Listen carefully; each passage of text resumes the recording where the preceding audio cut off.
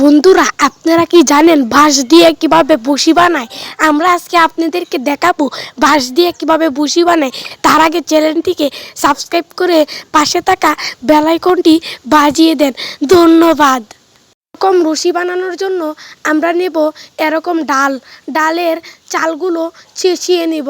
চেরিয়ে নিয়ে তারপর একটা পাথর দিয়ে টেস্ট করব হয়নি, তারপর এই চালগুলো পেঁচাবো হাতের সাহায্যে আমরা পেঁচিয়ে সেটিকে রশি বানাবো খুব কষ্টে। তারপর পেঁচাতেই থাকবো, তারপর একটার সাথে আরেকটা মুড়িতে তারপর আমাদের রশিটা রেডি হয়ে যাবে।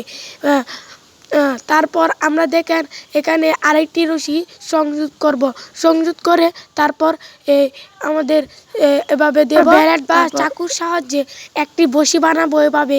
তার আগে আমাদের চ্যানেলটিকে সাবস্ক্রাইব করুন। এখন দেখেন কি সুন্দর হয়েছে।